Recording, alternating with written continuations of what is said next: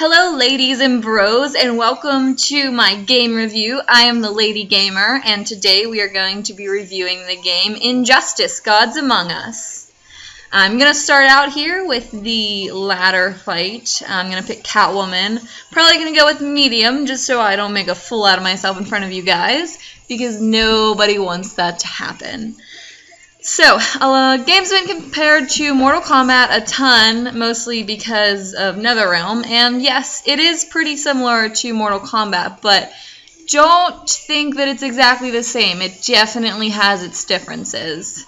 The fight style is similar, but while it is similar, there are things that stand out. For instance, blocking is not going to be right trigger as it was in the newest Mortal Kombat game. It's actually going to be the back button.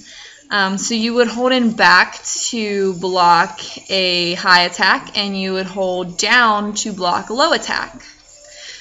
This is similar to some other games. However, in Mortal Kombat, you would hold down right trigger. So as an avid Mortal Kombat player, I am still definitely trying to get used to that, and it's causing me some difficulties catching on, I guess. Another thing that you're going to see is different is that instead of having 3 rounds, you're only going to have 1 continuous round. So you see that I just took down his first life bar.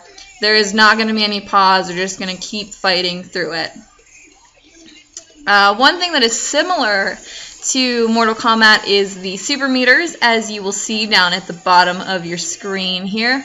Those super meters do exactly what they would do in Mortal Kombat. They let you do advanced moves as well as do your super move, which is similar to an X-ray in Mortal Kombat. So that's what I'm trying to do right there.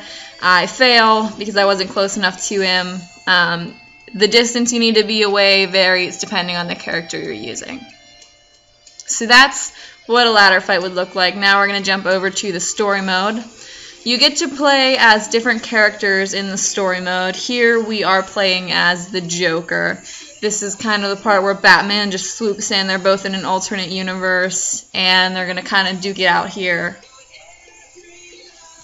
If you played the demo of Injustice, this is actually going to look familiar to you because this is one of the fight stages that you were able to fight in outside of the Sin Kitty. So you will notice some similarities like it was in Mortal Kombat. For instance, Batman's grapple kind of is similar to Scorpion's spear. The great thing about this game is that you can interact with the background, and I think that's one of the greatest features that they did add. I mean, you can pick up dumpsters and throw them at your opponent. You can jump off of things. In Aquaman's stage, you can actually have water kind of flow through. So I believe I'm going to be doing my super move so you can see what that looks like. This is what a successful one. And it is pretty similar to an X-ray in Mortal Kombat. It does quite a bit of damage. Now you'll notice that it only did enough damage to take him down to his second bar of health. So if you are fighting an opponent that only has a tiny bit of health left and you have your super move, you should probably save it until after you get them down past that first bar. Because once you're down there, that's pretty much all it's going to do. A lot of people have asked me if I like the game. I do like the game. Do I like it more than Mortal Kombat? I can't honestly say that I do because Mortal Kombat's, one of my favorite games.